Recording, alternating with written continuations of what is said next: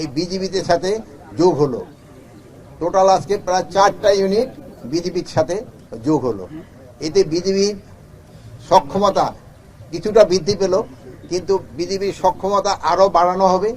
আমরা এটা চেষ্টা করতেছি, যেহেতু আমাদের পার্শ্ববর্তী দেশের তুলনায় আমাদের বর্ডার গার্ডের স্ট্রেংথ আরও বাড়ানো দরকার।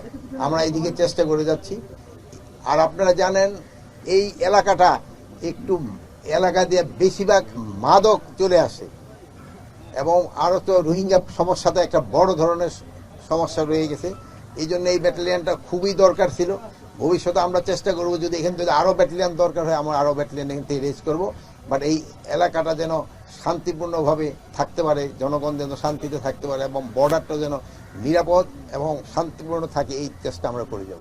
স্যার, বর্তমানে কি মায়ানমার বাংলাদেশের যে বর্ডারটি আছে এটি কি একেবারে নিরাপত্তায় আছে কিনা? আমরা দেখছি এলাকাবাসীর সাথে কথা বলেছি, গতকালকে গিয়েছি, বিভিন্ন এরিয়া ঘুরেছি, তারা বলছেন তাদের মধ্যে আতঙ্কে আছে, বিশেষ করে আরাকান আর্মি এরিয়া তারা খুব ভয়ে আছে। আমাদের সীমান্তটা কতটুকু নিরাপদ আছে? প্রতিদিন আমরা দেখছি যে সব রোহিঙ্গা ঢুকছে। এখন এখানে সমস্যা তো একটা আছে, যেহেতু দেশটা হলো মিয়ানমার আর বর্ডারটা দখল করে আছে হলো আরাকান আর্মি। এখন হয়তো এক সময় এটা কার হবে, এটা মিয়ানমারের অংশই থাকবে অথবা আরাকান আর্মিরই অংশ থাকবে, এটা কিন্তু আমরা এখনো অফিসিয়ালি কোনোটা কিন্তু ডিক্লেয়ার করা হয়নি। কিন্তু এই জন্য আমাদের দুজনের সাথেই আমাদের একটা সুসম্পর্ক রাখতে হচ্ছে, এবং আপনার সীমান্ত নিরাপত্তার জন্য। এবং সীমান্ত এখন যে অবস্থায় আছে একেবারে পুরানো নিরাপদ আছে, এখানে কোনো সমস্যা নাই।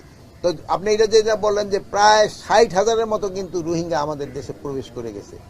এটা তো কতগুলি হলো মানবিক কারণে, অনেক সময় পারা যায় না যে করে দেওয়া, প্লাস বিদেশিদের একটা প্রেশারও থাকে যারা আসছে তাদের আপনি না পাঠানোর জন্য। এই জন্য আমরা তাদের সাহায্য সহযোগিতা তাদের আমরা বাড়াইতে বলছি। আর একটা বলছেন যে এরাও তো অনেক দিন যাবৎ একটা ইসের ভিতর আটকা, এই জন্য তারও বের হয়ে আসতে চাচ্ছে। এবং অন্যান্য দেশ কিন্তু একসময় একটা প্রমিস করছে যে তারা তাদের জন্য অন্যান্য দেশে নিবে, কিন্তু যে পরিমাণ নিচ্ছে এটার সংখ্যা খুবই কম। এটা আমরা সবসময় আমাদের ওই সব দেশের অ্যাম্বাসেডার দেখা করলে আমরা তাদের ইনসিস্ট করি আপনারা নেন।